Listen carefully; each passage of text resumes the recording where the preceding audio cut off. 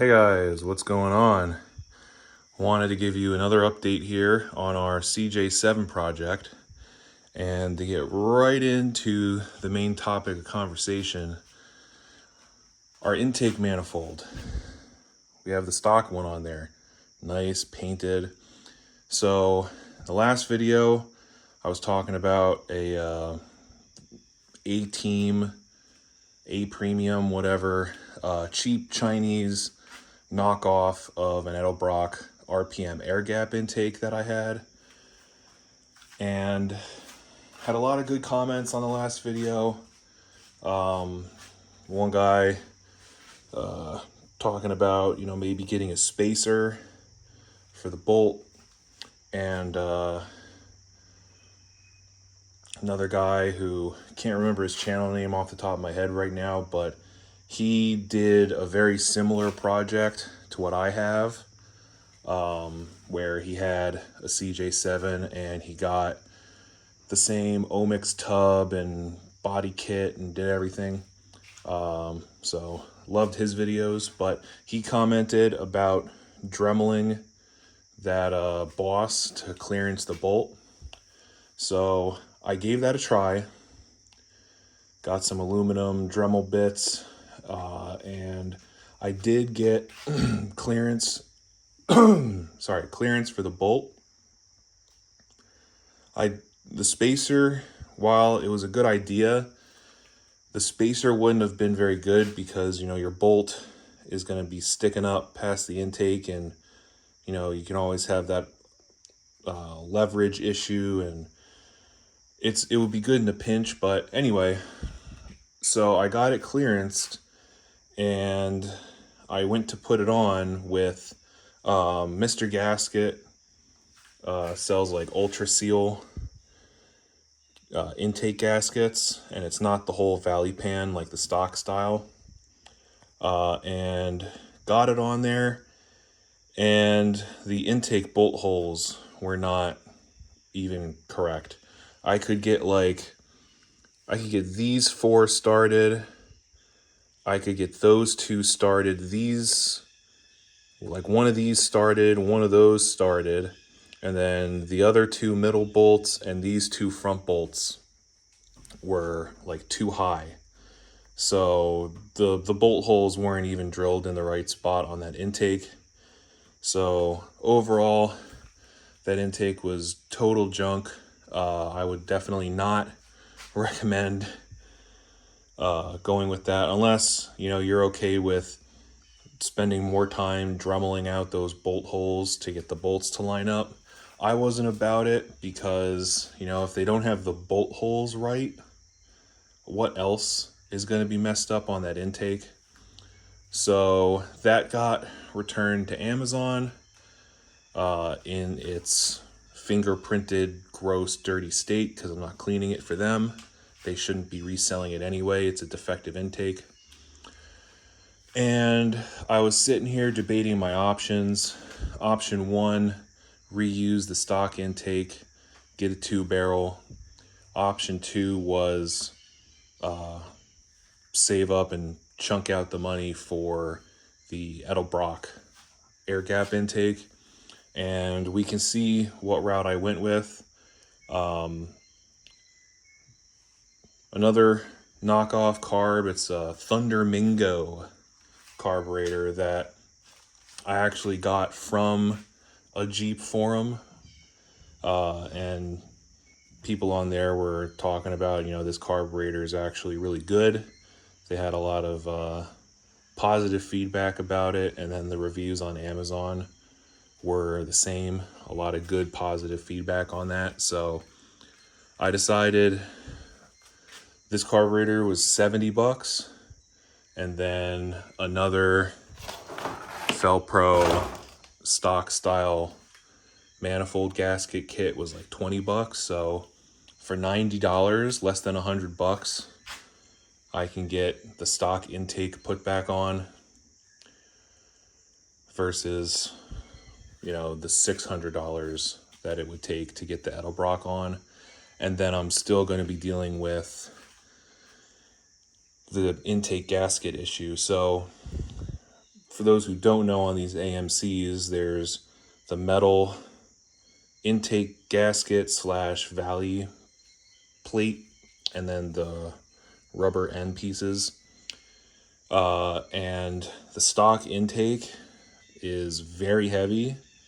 So you put that on and it kind of squishes everything down, and then you tighten it down to like 40 foot-pounds or something like that. Well, obviously the aluminum intake is going to be much lighter. And so a lot of people have issues with trying to get the intake pushed down enough to get the bolt started, and then the aluminum intake can't take 40 foot-pounds of torque for the bolts. And so some people have success using it. Other people use the other method that I tried, which is the Mr. Gasket intake gaskets, and then just a wall of silicone on the front and back. So this way it'll be really easy. Well, it'll be easier. The only thing I have to still do is get intake bolts. I got this stainless steel engine bolt kit from alloybolts.com, and I was going to use their bolts for the intake, but with the aluminum intake. But this intake, like I said, it takes 40 foot-pounds of torque, and those stainless steel bolts said that they're not, the 3/8-16 is only really good for like 20. So I have a few options. I do have the stock bolts, but they're not really in the best shape headwise, so might not go with them. So I'd either get just normal bolts. These are just flanged 3/8-16 bolts, kind of like, something like this.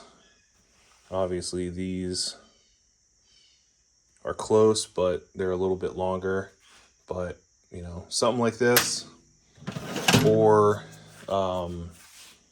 buy a set of ARP intake manifold bolts. Have to see one way or the other. But yeah, so gonna be running the stock intake. Now, some other updates. What else have we got going on? We have our fender well header put in. We have trimmed the fender on the bottom, so this fender I haven't done yet.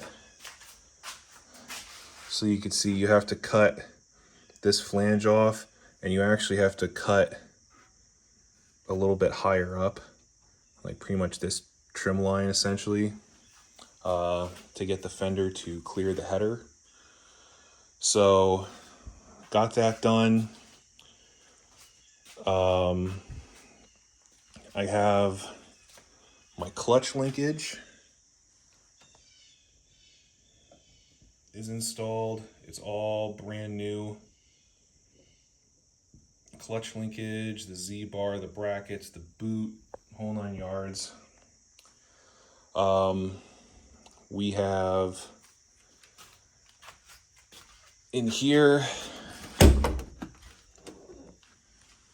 you can see we have our pedal box swapped out, and we have our manual pedals put in, and our clutch pedal works. Got it roughly adjusted. So that's good. I have to get a pedal pad.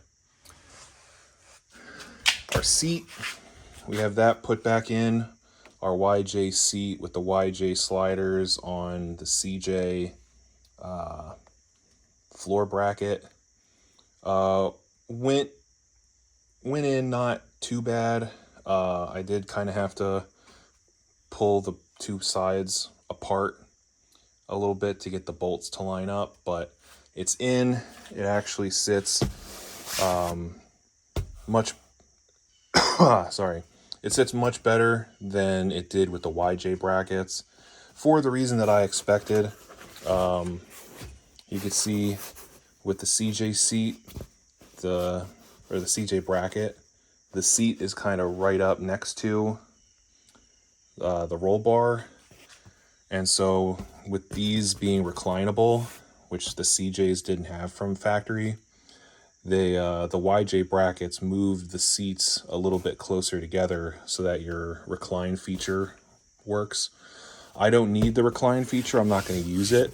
So the seat worked out really good. The passenger seat I'm going to leave as is because give the passenger the ability to recline, and they're just because of how I put this center console with the other seats, that seat, it's still sitting closer to the center console, but it's not on top of it like this seat was. Steering column is in.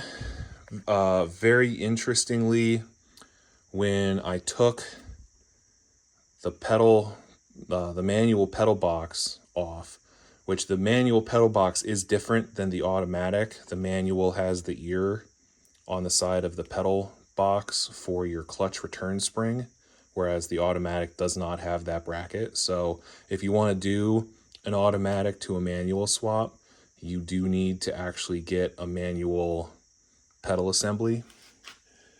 And if you're doing it on a CJ with manual linkage, you need a CJ one, because I think the YJs with the hydraulic clutches, I don't think they even used a return spring. And if they did, it was a different setup, because the one on the CJs is really stout and heavy duty. But it was complete.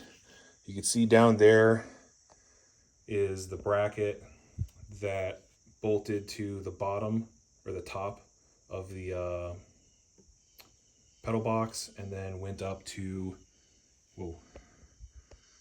your two dashboard bolts.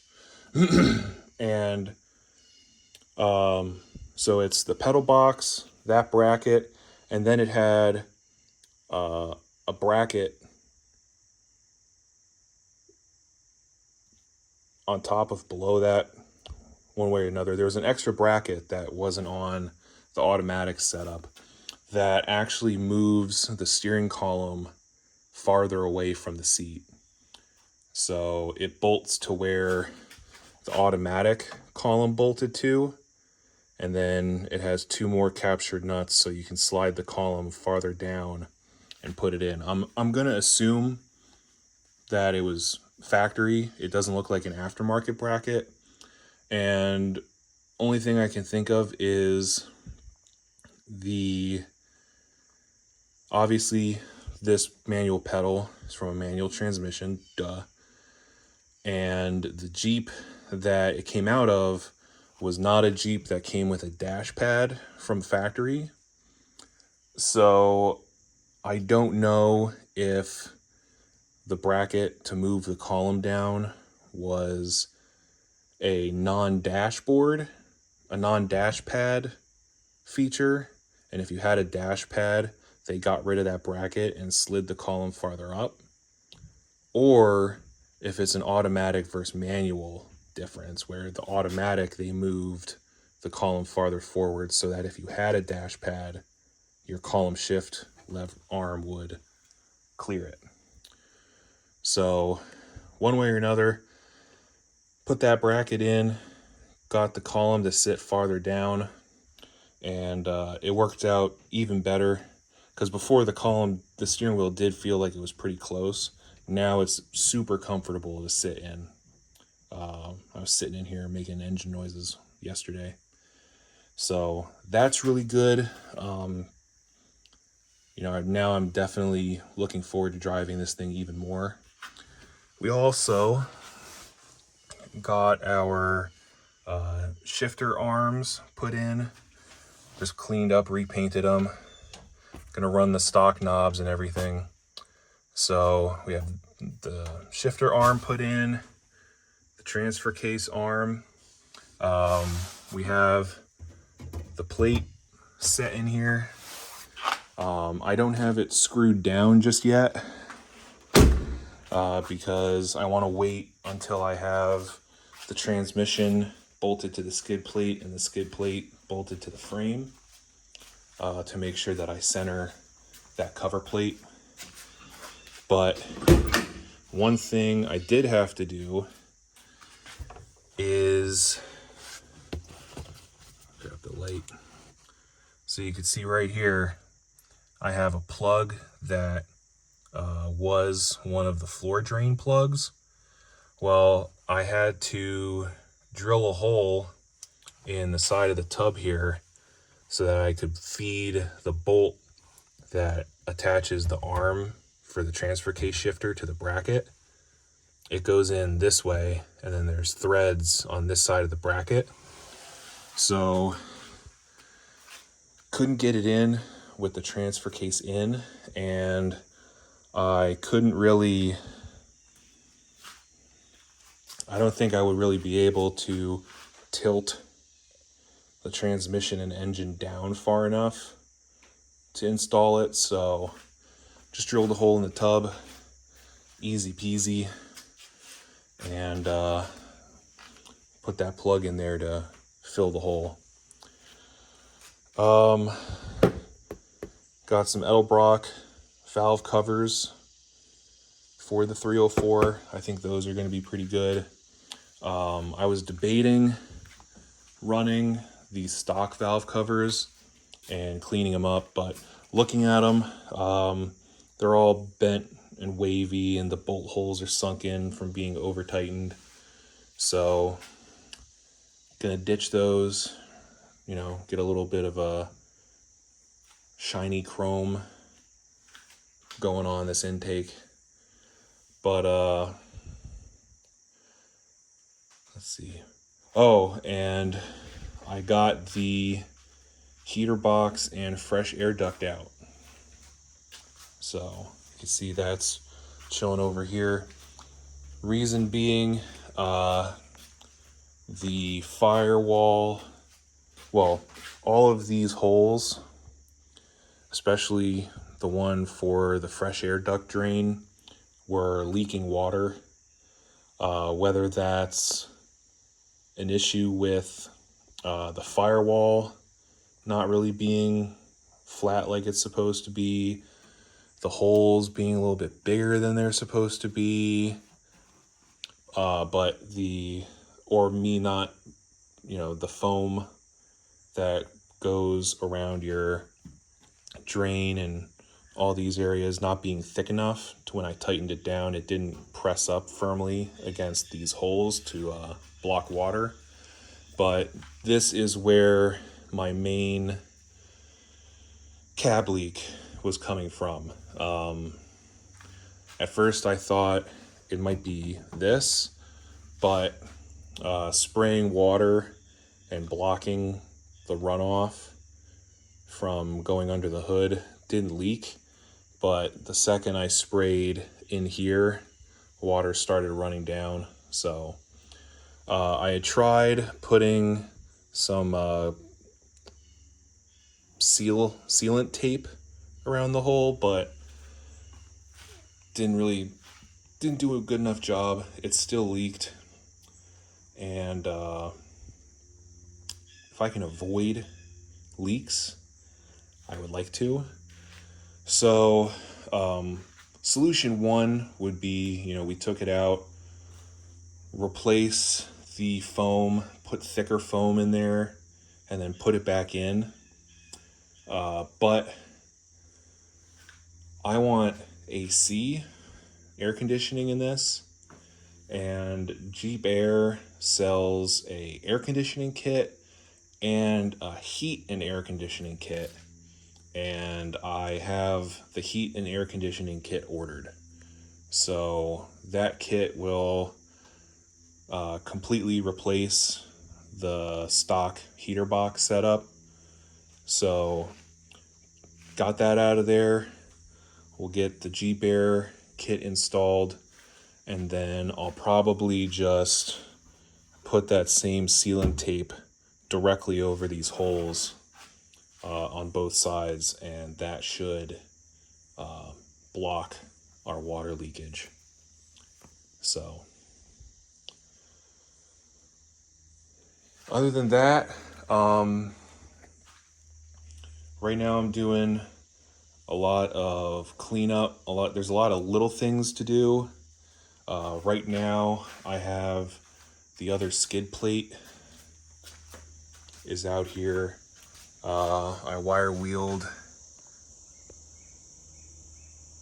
and painted the underside. Let that dry for a couple hours, and then I'll flip it over and do the top side.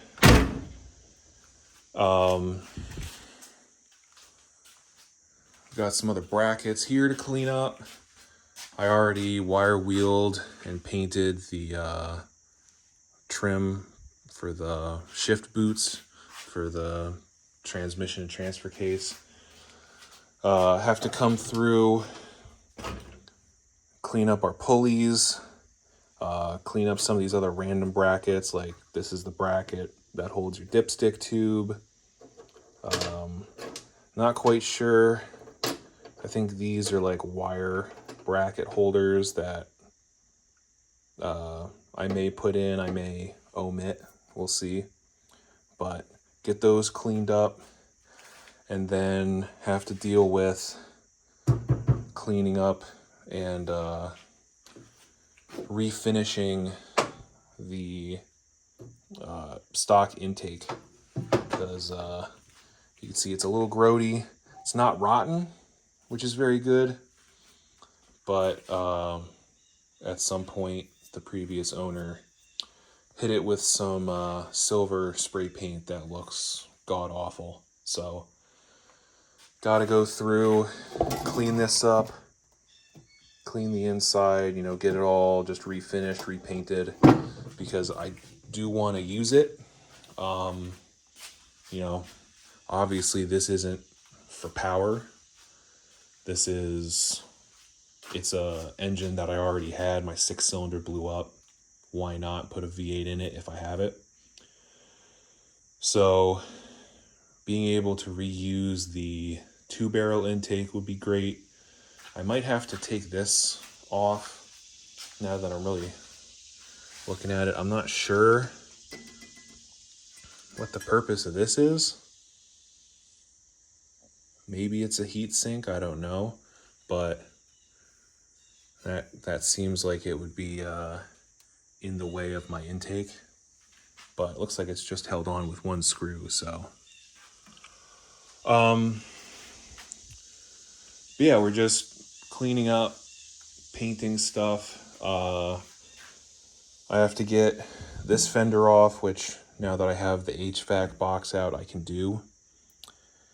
So get this fender off. We'll have to cut it the same way. Deal with the getting the header on. And once that's done, I can get this put back in. I can get these holes blocked off, put our battery tray back on, and then look at wiring, routing all that, because I want to have the headers on to make sure that the wiring isn't going to be on the fenders. And then have to deal with fuel lines. Well, fuel line. So you can see here's the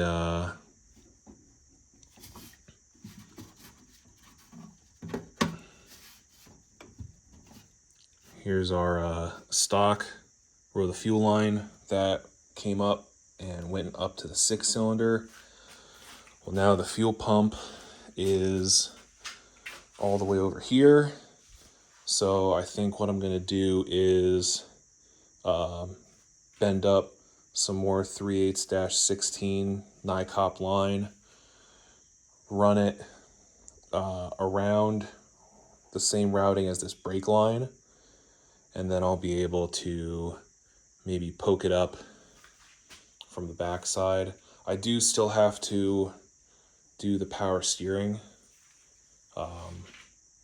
get at least the pump, the brackets changed. I still have to go through and clean them up, but I still have to get that all squared away, and then I can run the NICOP line and figure out connecting it to the fuel pump. And then once that the fuel line's sorted and the power steering pump is on and the lines are ran, then I can get and the harmonic balancer. I had that other aftermarket balancer that I had the issue with the counterweight bolts. I sent that back. Summit is supposed to be sending me another one, so I want to get that done as well. And then obviously it'll be easier to get the pulleys on with the grill off. But on this side I forgot to mention, I am glad I will be able to reuse my charcoal canister. So that's important. I want to keep that hooked up. And I will be able to run my coolant overflow jug, but I'm probably going to have to like get some heat insulation wrap for the bottom of it, because it's about 2 fingers away from the header. So just wrap the bottom of that with some heat insulating tape and try and keep it from melting. But yeah, so that's pretty much what's going on with the Jeep. You know, like I said, I would like to have this back on the road sooner than later. And I'm not trying to spend a whole bunch of money on things that I don't really need. The heat and AC kit was expensive, but I do think that it is needed because, again, I want air conditioning, and it'll solve my and it's one way to solve my firewall leak. So anyway, guys, I think that's going to be enough rambling for this video. I will catch up with you guys on the next one.